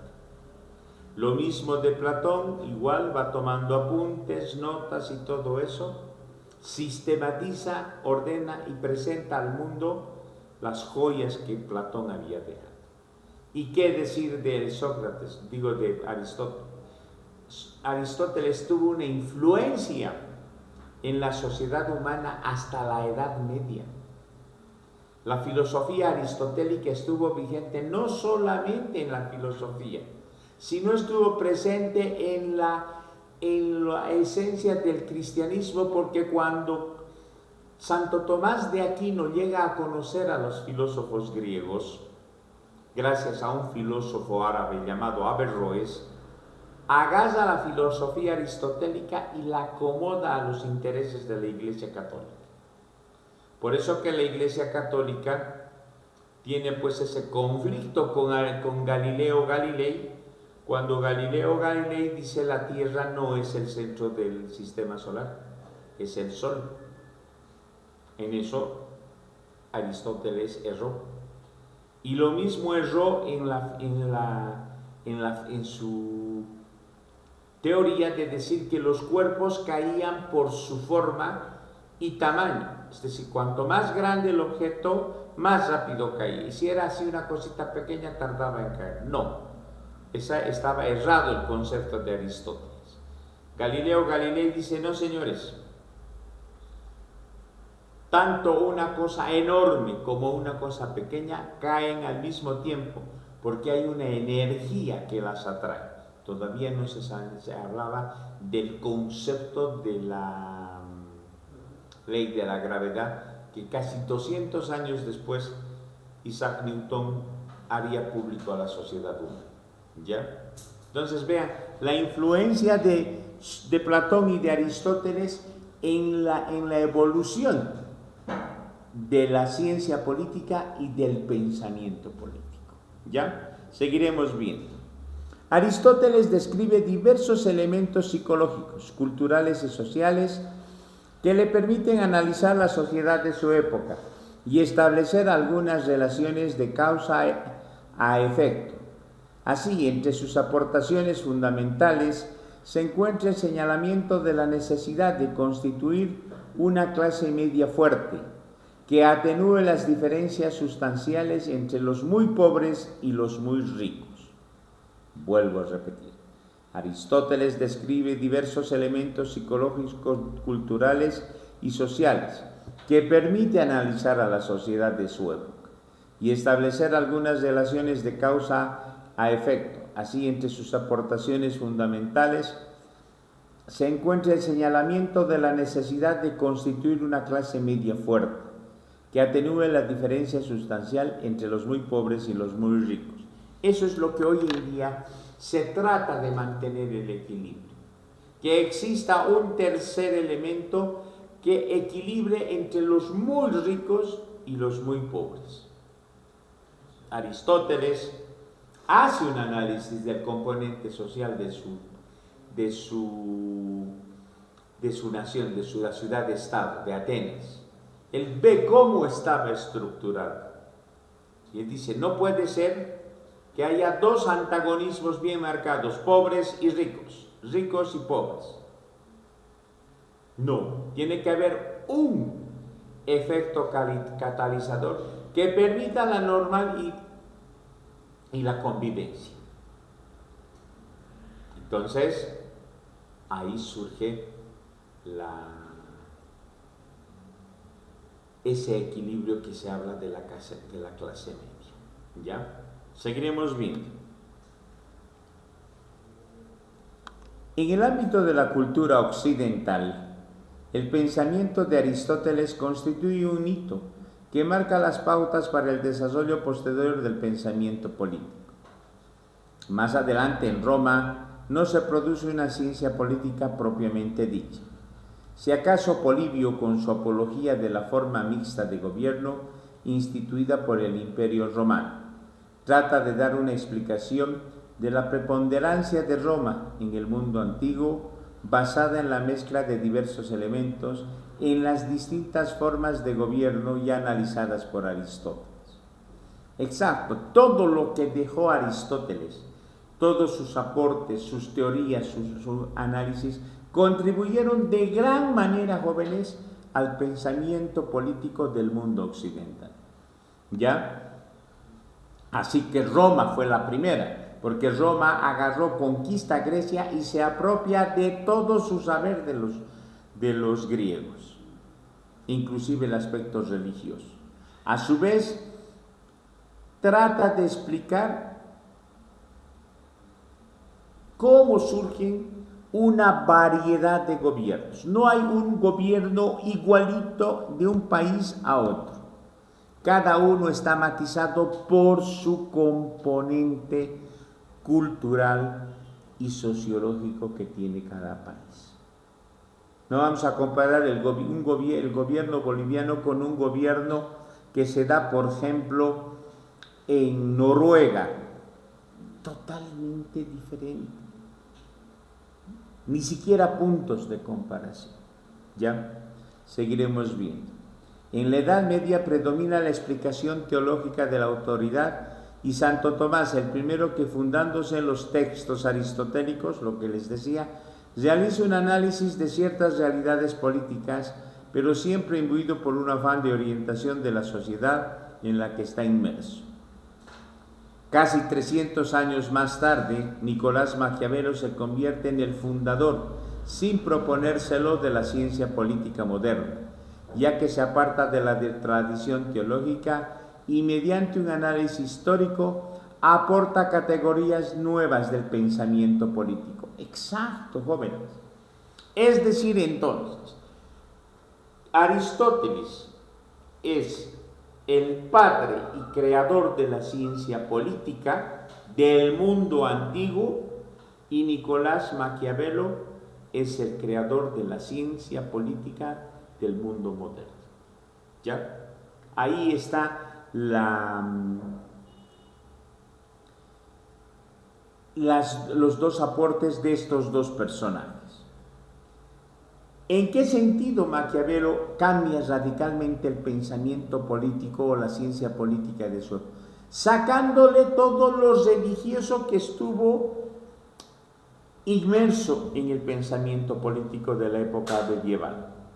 Dice, no, señores, lo religioso a un lado y lo político a otro lado. Y le vamos a dar una nueva convención, una nueva perspectiva, una nueva visión.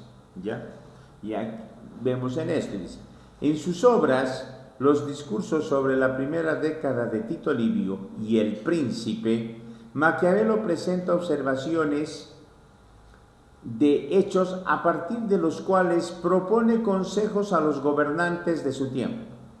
Maquiavelo asume así una labor analítica, pero al mismo tiempo critica que tiende a formular normas aplicables a su lugar y a su época. El autor florentino hace observaciones psicológicas y sociales de gran valor. Profundiza las características de la naturaleza humana y consigna de los modos del comportamiento de los hombres, sin preocuparse por enjuiciar si son o no estas conductas las que deberían seguir. Pensador característico del Renacimiento, vuelve a las fuentes de la antigüedad y más que cuestionar, ignora la tradición religiosa que tanto lo atribuía a los designios de Dios. Es decir, Maquiavelo, y jóvenes, a Maquiavelo lo han calumniado injustamente, porque Maquiavelo jamás fue un personaje, como muchos autores, sobre todo los que tienen influencia de la religión, maléfico, malintencionado. Puede ser que haya tenido, siempre escucho, ¿no?, la famosa frase que él la expresó, el fin justifica los medios, lo han llevado siempre al plano negativo. Y no es así. Si el fin es lograr éxito en lo que sea, los medios que se utilizan son válidos. El fin justifica los medios. Si yo, para lograr ascender en un nivel de una determinada estructura de la sociedad, tengo que recurrir a cosas no ilegales ni tampoco negativas, pero a cosas ingeniosas, lo voy a hacer. Porque no vas a utilizar cosas ilegales para llegar a justificar un fin, ¿no? Estarías ya haciendo ilegal el fin que has conseguido. Ustedes utilizan en sus relaciones con sus enamorados y enamorados, ¿no ve, Irene? No vienes, terminamos, sino que quiero ver por el resto de tu vida, le dices, ¿no ve? Y el pobre que vive en la zona sur tiene que pasar trufis, micros hasta llegar a Tiquipay. El otro, para no sentirse que el día del amor no le ha llevado ni siquiera una florcita, pero cuando la ha visto el lunes, un peluche del tamaño de un ser humano, ahí está, el fin justifica los medios. Es que no he podido venir el domingo porque estaba ocupado, no me dejaban salir y todo eso, pero aquí está tu regalo por el día del amor. Listo, ahí se acabó la pelea, la bronca y todo eso. El fin justifica los medios. Seguiremos viendo.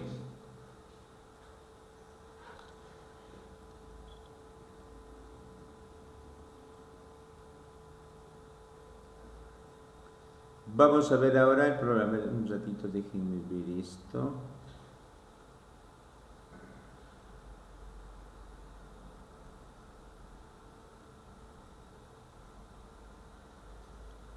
Sí, el viernes vamos a terminar el tema 1. Ahora vamos a ver.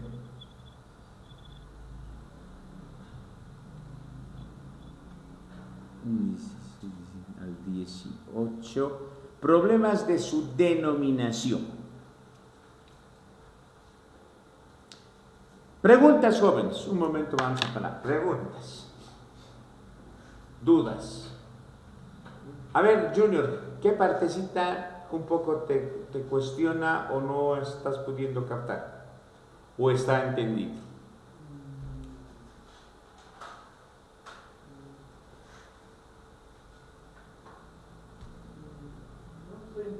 ¿Sí? Richard. Sí, igual está bien. Ya. Pero no duden en preguntar. Ya, no duden en preguntar.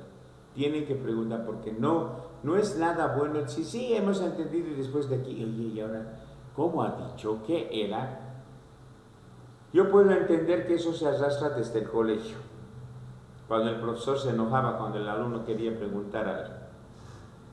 Pero aquí y en la universidad tienen que aprender de que el docente o el profesor tiene toda la obligación de despejar dudas al estudiante hasta que entienda.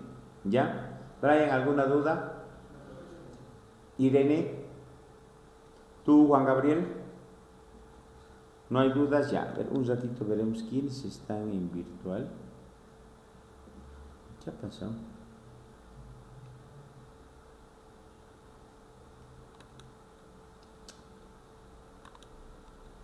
Bien, vamos con el problema de su denominación.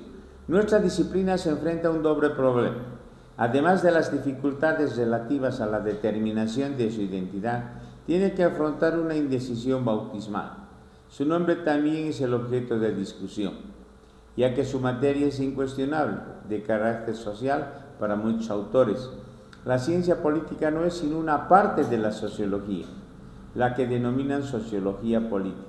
Schwarzenberg, por ejemplo, considera que por diversos que sean hoy en día diferentes las ciencias sociales, a todas ellas pertenecen un mismo objeto, persiguen un mismo objeto, el estudio de la sociedad y los fenómenos sociales, y participan como tales de una misma demarcación. Por ello, la expresión sociología política parece preferible a la de la ciencia política o politología.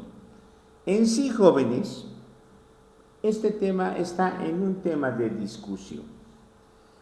En sí, lo correcto y lo concreto es casi en la mayor parte de las universidades del mundo se ha adoptado ciencia política, ¿ya? Porque la ciencia se da netamente en la sociedad y el estudio en la sociedad es la sociología. Entonces, en ese aspecto quedamos definiendo que es el problema de denominación ha sido desde un principio. En la Edad Media, en la Edad Moderna, en la Edad Contemporánea, siempre ha llegado. Pero en sí podemos concluir de que lo correcto sería ciencia política. ¿Ya? Dice, Dawes y Hughes hacen hincapié en la diferenciación. Es puramente formal e institucional, ya que los contenidos de nuestra materia se estudian en algunas comunidades en los departamentos de ciencia política, mientras que en otras corresponden a los de sociología. Glavens afirma que las formaciones de palabras como politología y politólogo se van imponiendo mayormente en el ámbito francés, pero como él mismo acepta, dichos neologismos están correctamente formados y particularmente en el idioma alemán permiten sintetizar en un solo término, la ciencia política. Para algunos autores no puede hablarse de una ciencia política, sino de varias, ya que los fenómenos políticos son tan diversa naturaleza, que deben ser estudiados por diferentes ciencias. Y así sería más conveniente hablar de ciencias políticas en plural que de ciencia política. Otros prefieren la expresión teoría política como de Sánchez Agesta en España para referirse a los mismos temas. Como puede observarse, todas las denominaciones empleadas son prácticamente sinónimas: ciencia política, politología, sociología política, teoría política. Muestran una misma finalidad y se ocupan de un objeto idéntico. De tal manera, el estudiante hará bien en considerar que cualquiera de los títulos y otros similares le son útiles para el conocimiento de esta materia. En sí, jóvenes, hemos visto las tendencias y las corrientes que se han dado. Los franceses utilizan el término de politología, ¿ya? Los alemanes dicen, no, es ciencia política. Pongamos el título rótulo que queramos. Lo cierto es que es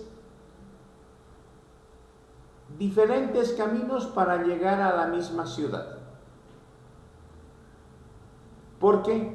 Porque ya sea politología o sea ciencia política, el objetivo es estudiar a la política como tal en el contexto de las ciencias, para poder entender después el componente en lo que es el Estado, en lo que es la sociedad y en los que son los estratos sociales, que ya lo vamos a ver en el próximo tema. ¿Ya? Veremos esto más y después quedamos ahí, jóvenes. A ver qué hora es. Si tenemos esto más. Método de la ciencia política. Ahora que ya sabemos formalmente qué es lo que estudiaremos y con qué objetivos debemos referirnos al problema de cómo los vamos a estudiar, es decir, qué caminos vamos a tomar para llegar al conocimiento que perseguimos, esta búsqueda de caminos constituyen lo que los autores tradicionalmente llaman la cuestión del método. Es más, etimológicamente la noción de método está ligada con la de camino, o sea, la ruta que debe seguirse para llegar a la finalidad propuesta. ¿Qué les dije en la anterior clase? La filosofía tiene tres estructuras fundamentales: la gnoseología, la ontología y la epistemología. La gnoseología está relacionada con el conocimiento, la ontología con el aspecto más que todo religioso y la creencia de Dios, y la epistemología es el medio por el cual toda ciencia ha recorrido a través de un método o camino, como se señala. Para hacer ciencia debes recorrer un determinado camino. Además, tiene que tener su método de comprobación. ¿Ya? Entonces, en ese sentido, la cosa cambia. Porque si no tiene método de comprobación, no puede ser ciencia. ¿Ya? Seguiremos viendo. Por método puede entenderse tres ideas distintas, si bien vinculadas entre sí. En primer lugar, procedimiento. secuencia ordenada de pasos o movimientos. Exacto. A ver, ¿qué voy a hacer yo para terminar? Tengo este proyecto, pero no tiene ahorita ni pies ni cabeza. A ver, ¿qué método voy a utilizar? Recolección de datos. Ya tengo los datos. Ahora, ¿cómo elaboro? Una introducción que permita a los que van a estudiar, van a analizar, etcétera, etcétera, cómo va a seguir el paso. ¿Ya? Por eso el método que permite es el camino que va a seguir y de manera ordenada hasta llegar desde el principio hasta el final. ¿Ya?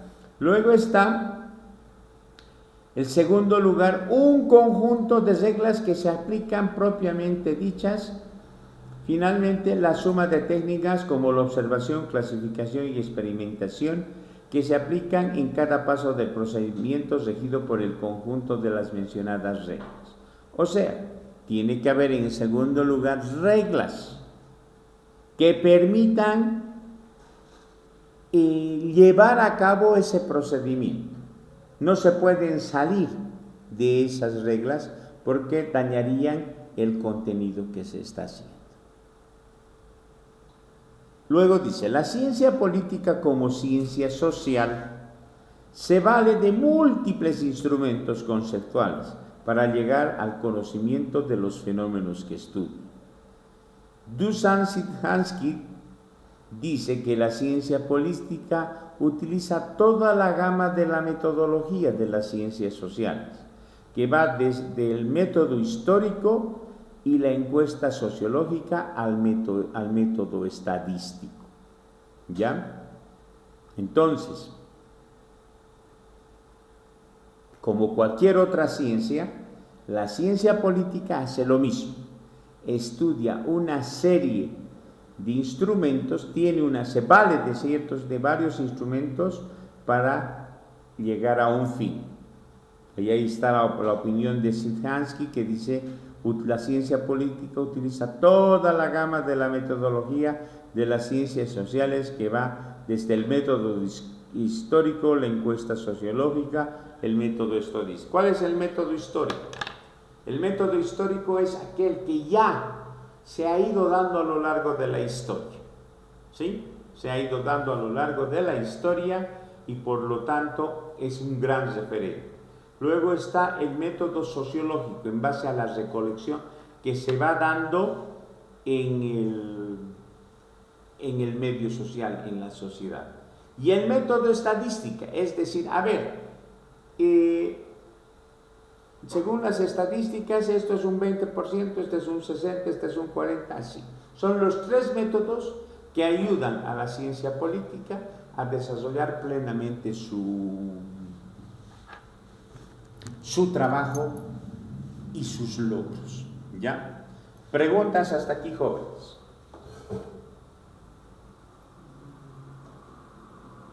Qué calor está haciendo ahora. Un favorcito, Richard, abrípela la ventana de allá, empújala nomás hacia afuera. Está cerrado y están...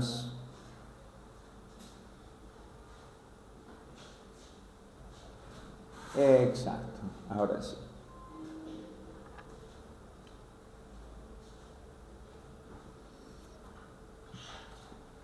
¿Alguna pregunta? ¿Duda?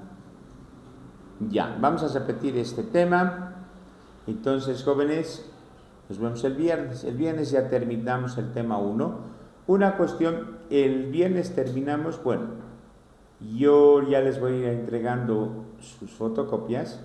Una vez que toditos ya tengan así pintadito todo, yo voy a ir tomando repasos, ¿ya? De todo lo que estamos avanzando, cosa que eso se vaya retroalimentando, ¿sí? ¿Preguntas de alguna? Irene, ¿alguna duda? No hay dudas, ¿ya? Brian. Ya. ¿Tú, Richard? No. ¿Qué habrá pasado con Abril? ¿Vino ayer? Sí. ¿Y Celina tampoco vino ayer? Sí, igual. Qué raro me parece, porque no sé quién llamó diciendo que permiso. Os digo que iban a pasar virtual, pero veo que no están ni virtual. Y eso yo les recomiendo, por favor, traten de no faltar.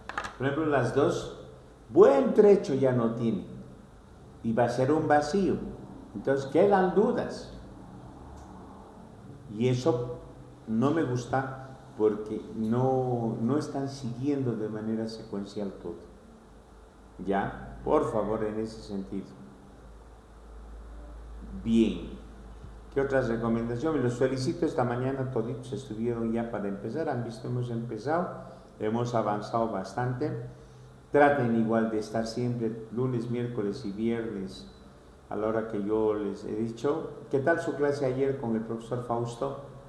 Su primera clase. ¿Qué han llevado ayer? ¿Constitución o normativa universitaria? Normativa universitaria. Ya. Un poco aburrido es el tema. Yo daba las dos materias, normativa universitaria y constitución, hasta hace 2 años atrás. Pero la Constitución, lean, vayan leyendo. Es interesante, las dos materias son muy interesantes, solo que normativa a veces me aburría dar, porque es algo que yo no entiendo hasta ahora, por qué la San Simón pone como requisito de examen de admisión. Y antes, hasta hace 3 años atrás, más, 4 años atrás, era filosofía. Yo daba filosofía en lugar de normativa universitaria. Y era fantástico porque, me acuerdo en el examen de admisión de ese año, la mayoría de los chicos me dicen, he aprendido filosofía, lo que no he aprendido en 3 años en el colegio. Yo agarraba, desmenuzaba y yo tengo mucho material en filosofía, entonces trabajábamos. Y es que de eso se trata, de hacer que encontrarle gusto a la cosa. En historia, por ejemplo, cuando entremos a historia, ahí les voy a decir, ¿no? Muchos de los estudiantes que llegan, nada de historia. Y cuando les digo, ¿por qué no sabes historia? ¿Cómo no vas a recordar? Es que, profe, ¿sabe qué? Mi profesor era un abusivo y mientras él estaba hablando, yo estaba haciendo las tareas de otra materia. O estaba haciendo la práctica de física, de mate o de química. Claro, cuando el profesor no hace gustar la materia, el alumno se aburre y prefiere hacer la tarea de matemáticas, la tarea de ciencias naturales, qué sé yo. ¿Ya? Bien, jóvenes, quedamos en eso. Nos vemos el viernes. Cuídense y que tengan muy buen día.